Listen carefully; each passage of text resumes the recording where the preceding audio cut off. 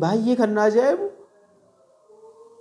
Abuuna Saawiroos osoo hin dubbatiin abboonni keenya osoo hin dubbatiin warroonni ajandaa kana qabatanii fuuldura ba'an osoo hin dubbatiin karaa deemtuun kan dubbatte dhageessanii akkas ta'e jedhan akkana ta'uuf jedhan akkana godhan jedhaniidha miti beektanii hubattanii dhugaan jiru maal akka ta'e adda baafattanii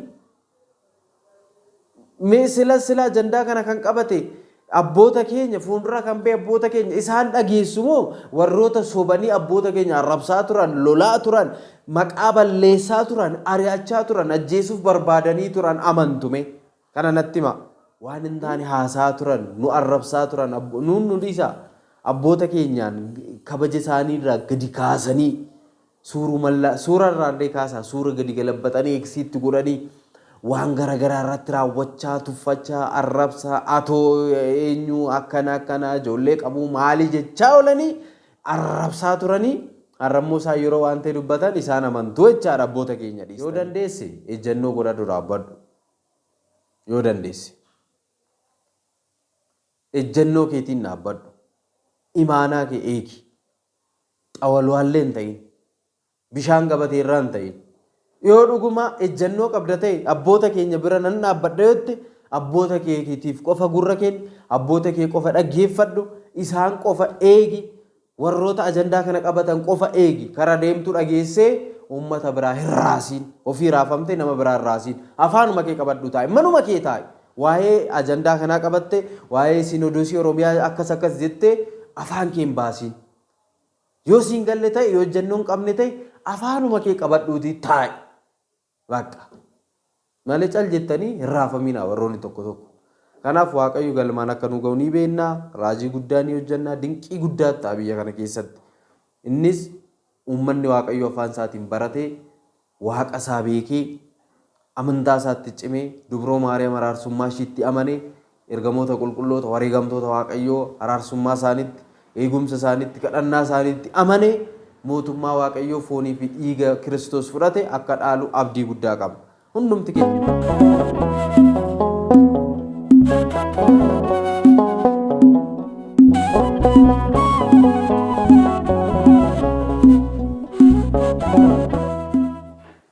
maqaa Abbaa kan Ilmaa Hafuura Qulqulluu Waaqayyo tokkoon ameen. Kabajamtoota maatii Kiristoos ijoolleen haadha keenya qulqulleettii dubroo Maariyaam hundumti keessan kiristaanonni lafa jirtan maraatti nageenyi Waaqayyo isiniif haa baay'atu akkam nagaa jirtu.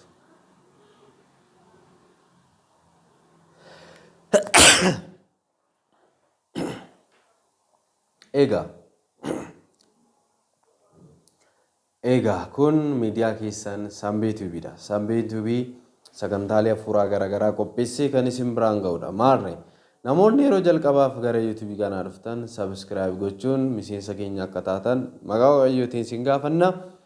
Akkasumas illee utubaa Sanbee TV kan taatan namoonni viidiyoo kana ilaalaa jirtan daawwachaa jirtan hundumti keessanuu viidiyoon kun nama hedduu bira akka ga'u nama hedduuf barnoota akka ta'u immoo laayikii gochuun akka eegaltan egaa irra deebiin gaafadha. Lafa jirtan maraatti arjummaa dhiifamni akka keenya araarsummaan dubroo Maariyaam eegumsi ergamootaa kadhannaan qulqullootaa jaalalli duuka buutotaa hunduma keessan hunduma keenya faana haa ta'u.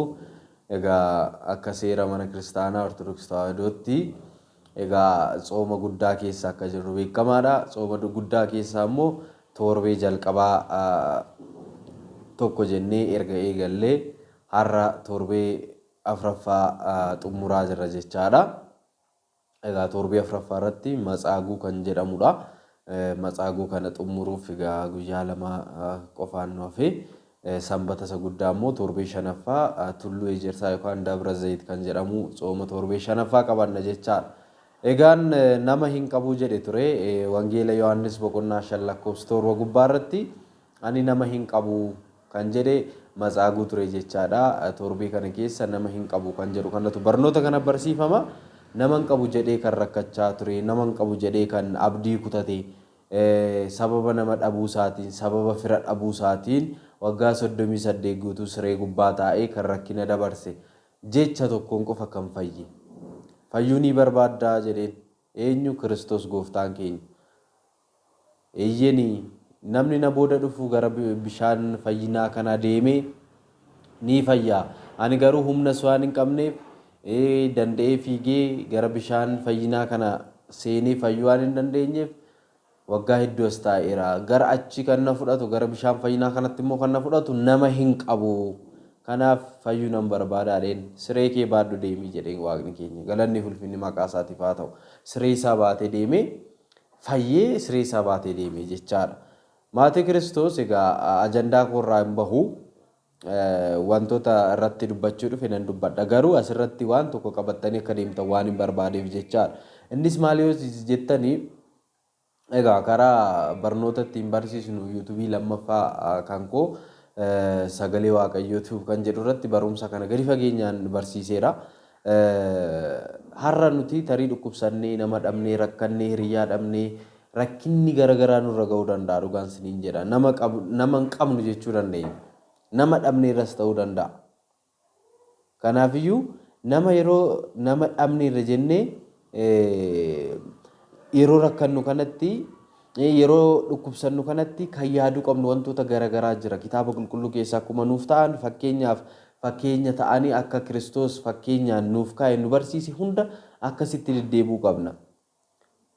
Namni tokko guyyaa 8 miti sa'aatii 8 dhukkubsatee waaqa isaatti hammeenya dubbata, waaqayyoon arrabsa, waaqayyoon gaddisiisa, waaqayyoon caqacaqa jechaadha. Sa'aatii 8 dhukkubsatee namichi kun garuu nama malee nama dhabee firri isa jibbee maatiin isa jibbee kobaasa waggaa 38 guutuu rakkate. Akkamitti guyyaa 8 dhukkubsadheetta? Hubadhaa ji'a 8ffaa sireerra namni ciisee waaqayyo na dagatee waaqayyo sirumayyuu hin jiru kan jedhu jira. Namichi kun sireerra waggaa 38 ciise ilaalame wal bira qabnee yoo ilaalle hubadhaa tarii funuuntee ejjechuu dandeessa ta'a. Tarii waanuma ta'e taatee dhibeen kun akkasii akka amma yoomitti dhukkubsadhaa yaa waaqayyo ati dhuguma yoo waaqa taate jedhanii kan waaqayyotti dubbatanis jiru. Garuu dubartiin tokko waggaa 12 guutuu dhiiga ishii roobsiteetti. Kana wajjin wal bira qabuu qabna maatii Kiristoos. Kanaafiyyuu nama hin qabu jedhiin nama caala kan si jaalatu, nama caala kan si kabaju, nama caala bakka kuftee kan si kaasu ilmi dubroo Maariyaam Kiristoos jira. Isatti amani, isa abdadhu, isa qabadhu, isaan kadhadhu. Inni karaa siif bana, karaa jireenyaa siif bana. Kanaafiyyuu maatiiwwan waaqayyoo torbee kana matsaaguu kan jedhamu dhukkubsataa kana isa yaaddachuudhaan manni kiristaanaa keenya akka soomu nu taasisteetti jechaadha. Egaa gara ajandaa kootti yeroo deebi'u immoo waa'ee xiqqoo waa'ee dhuma Siinodoosii Oromiyaa kanarratti samoonaa wantoonni jijjiiramaa jiran ni jedhamu ni haasa'amaa ni jiru. Waanuma hin taane dhugaarraa fagaatan tokko haasa'amaa jiru jechaadha. Asirratti jalqaba kanan isinitti himuu barbaadu bishaan gabatee irraati uummanni kun kan ta'aa jirru. Akkamitti yoo jettan immoo dhugaadhaaf yoo dhaabbattan kana malee immoo Siinodoosii Oromiyaa ni barbaaddu tajaajila afaan Oromoo ni jaalattu yoo ta'e warroota fuuldura keenya jiran qofaa dhagahaa. Kara deemtuun kan poosti goote kara deemtuun kan dubbatte qabattanii maaliif raafamtu? Dhuguma kaayyoodhaaf dhaabbatta yoo ta'e dhugaadhaaf dhaabbatta yoo ta'e nama biraa maaliif dhageessu? Warroonni kaayyoo kana qabatanii fuuldura bahan jiru. Isaan hanga dubbatanitti isaan hanga ergaa dabarsanitti maaltu sin obsa sin dhowu? Mee kanuma naa deebisaa. Maaltu akkana sin godha? Maaltu sin raasa? Oduu dhugaarraa fagaate qabattanii yeroo tokko maaltu sin iyyisiisa namoonni tokko. Dhuguma sin waan kanan barbaaddu hin deeggartu yoo ta'e warroota fuuldura keenya ba'an abboota keenya eegdanii isaanuu dubbatu. Isaanuu yeroo isaa eeganii ni dubbatu. Hojiin hojjetamaa jira. Kan yeroo miidiyaatti ba'u caala amma hojiin lafa jala hojjetamaa jiru hojii ajaa'ibaati. Hojii guddaatu hojjetamaa jira. Hojii guddaa hojjechaa jirra. Hundumti keenya bakka jirrutti maa washaakattume. Kanaafiyyuu amma sirran sinii deebi'a. Dhuguma yoo isin kaayyoon kun akka galma ga'u barbaaddani warroota ajandaa kana qabatan warroota ajandaa kana jalqaba qabatanii ummatatti bahan qofaaf gurra keessan kennaa. Kara deemtuudhaaf hin kenninaa gurra keessan. Kara deemtuu waan barbaadde haasofti. Amma samoon abboonni keenya qabamanii hidhamanii wattaaddarri qabee kunoo mootummaa bira geessee mootummaan hidhuu fi akkas jedhanii fa'aa odeessaa turan jedhan safuudha. Keessattuu gara Naqamtee kanatti akka taasifamaa turedhaan. Isaan immoo Naqamtee waan sirraa'eef keessattuu manneen amantaa Naqamtee keessa jiran rakkina guguddaa waan qabaniif abbaa barsumaa waan sirreessaniif waan bakkatti deebisaniif maraachaa jiru gaamma jechaadha. Madaa isaaniitti tuttuqame. Kanaafiyyuu of eeggadha. Amee Abuuna Barsumaa fa'aa Abuuna Gabriel fa'aa Wallagga Lixaa keessatti Gimbii keessa Najjoo Mandii achiin gara Qilxuu Kaarraa fa'aa deemanii raajii isaan hojjetan sun inni qofti hin ga'u. Mee kunoo Abbaa Ila Mikaa'el fa'aa Barsiisaa Iyyaasuu fa'aa jedhanii sagantaa dheengadda dabarsan irratti namni 400 ol amantaa biraarraa gara Ortodoksiitti deebi'e kun gammachuu guddaa miti kana ilaaltanii kun hojii maaliiti? Hojii afaaniin barachuuti. Hojiidhuma Siinoodosii Oromiyaa fi sabaa fi sablammoota kanaati. Maaliif washaakkanna? Maaliif mee ejjennoo mataa keenyaan qaban? Maaliif Abuuna Saawiroo sarara gara Siinoodosii Itoophiyaatti deemanii isa kana dhiiseera jedhanii gara isaaniitti deebi'uu miti? Maaliif amantaa isaaniin jijjiiriin? Isin ejjennoon godhattanii har'a Abuuna Saawiroo isini Abuuna Sxaatiyos Abuuna Zeenaa Maarqos nuyidha. Kaayyoo isaan qabatan kana galmaan ga'uudha. Isaan abboonni keenya duubatti deebi'an otoo isaan duubatti deebi'u ta'e nutis marannee ciisnaa jechaadha akka kana dura. Akka bara mana lubummaa Oromiyaa jechaadha. Akka Qasiis Balaayifaa.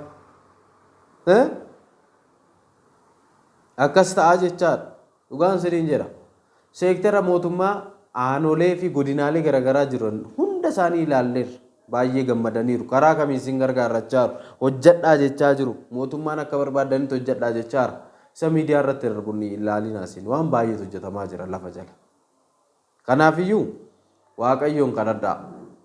Tsooma keessa jirraa. Tsooma kana keessa immoo waan baay'een hin dubbatamu. Waan baay'eenis hin ta'u. Tsoomni kun yeroo darbu immoo waan guguddaatu ta'a. Kanaafiyyuu tsooma keessa jirra waan ta'eef Waaqayyoon kadhadhaa. Yaa Waaqayyooti galma nuuf geessisi kaayyoon keenyi kun hanga dhumaatti akka galma ga'u nu gargaari jedha. Galma gahaa jira waan ta'eef jecha nu faana ta'e gufuu fuuldura keenya kaa'amu qormaata fuuldura keenya dhufu kana ati nurra dabarsi nu ceesisi nu jalaa kaasi jedha kadhadhaa Waaqayyoon. Malee cal jettanii akka bishaan gabatee irraa raafamina. Kanaaf ani kan na ajaa'ibu sirriitti baay'ee kan na ajaa'ibu Abuuna Saawiroos osoo hin dubbatiin abboonni keenya osoo hin dubbatiin warroonni ajandaa kana qabatanii fuuldura ba'an osoo hin dubbatiin kara deemtuun kan dubbatte dhageessanii akkas ta'e jedhan akkana ta'uuf jedhan akkana godhan jedhaniidha miti beektanii hubattanii dhugaan jiru maal akka ta'e adda baafattanii mee sila ajandaa kana kan qabate abboota keenya fuuldura kan ba'e abboota keenya isaan dhageessu moo warroota sobanii abboota keenya arrabsaa turan lolaa turan maqaa balleessaa turan ari'achaa turan ajjeesuuf barbaadanii turan amantume kana natti hima. Hubadhaa naannoo nani jirutti amma dhugaa Waaqayyooti nama sabala bataskaana hin dhugwan dhugaa dubbachuuf jechaadha. Sabala bataskaanaa naannoo nani jiru kanaan dhugu. Sababbi isaa waan jedhame waan jiruuf jechaadha. Sinii gala jedhee yaada. Aanaa aadaa kana keessatti mana lubummaa keessatti tokko kan hojjetu waa jedheera waan ta'eef sabala fakkeessaa waa godhaa jedheera waan ta'eef nama sabala hin dhugu. Mana amantaa mana kiristaanaa bakkaan itti tajaajilu bakkaan amanu yoo ta'e malee jechaadha. Waan baay'ee keessa waan jirruuf jechaadha maatii Kiristoos. Kanaafiyyuu waan baay'ee ta'aa jira. Warroonni akkanaa kun warroonni waan hin taane abboota keenya irratti hojjechaa turan nu irratti hojjechaa turan kun waan hin taane haasaa turan nu arrabsaa turan nu dhiisa abboota keenyaan kabaja isaanii irraa gadi kaasanii suura irraallee kaasaa suura gadi galabbatanii eegsiitti godhanii waan garaagaraa irratti raawwachaa tuffachaa arrabsaa atoo eenyu akkana ijoollee qabuu maalii jechaa oolanii arrabsaa turanii arrammoo isaa yeroo waan ta'e dubbatan isaan amantuu jechaadha abboota keenya dhiistanii. Yoo dandeesse ejjennoo godhadhu dhaabbadhu. Yoo dandeesse ejjennoo keetiin dhaabbadhu. imaanaa kee eegi. Xawalwaallee hin ta'in. Bishaan gabatee irraa hin ta'in. Yoo dhuguma ejjennoo qabda ta'e abboota keenya bira nan dhaabbadha yotti abboota keetiif qofa gurra kenni, abboota kee qofa dhaggeeffadhu, isaan qofa eegi, warroota ajandaa kana qabatan qofa eegi. Karaa deemtu dhageessee uummata biraa hin raasiin, ofii raafamtee nama biraa hin raasiin. Afaanuma kee qabadhu taa'e, manuma kee taa'e. Waa'ee ajandaa kanaa qabatte, waa'ee Sinodoosii Oromiyaa akkas akkas jettee afaan kee hin baasiin. Yoo siin galle ta'e, yoo ejjennoo hin qabne ta'e afaanuma kee qabadhuutii taa'e. Bakka malee cal jettanii hin raafaminaa warroonni tokko tokko. Kanaaf Waaqayyo galmaan akka nu ga'u ni beeknaa, raajii guddaa ni hojjannaa, dinqii guddaa ta'a biyya kana keessatti. Innis uummanni Waaqayyo afaan isaatiin baratee, Waaqa isaa beekee, amantaa isaatti cimee, dubroo Maariyaam araarsummaa ishiitti amanee, ergamoota qulqulloota wareegamtoota Waaqayyoo araarsummaa isaaniitti, eegumsa isaaniitti, kadhannaa isaaniitti amanee mootummaa Waaqayyoo foonii fi dhiiga Kiristoos fudhate akka dhaalu abdii guddaa qaba.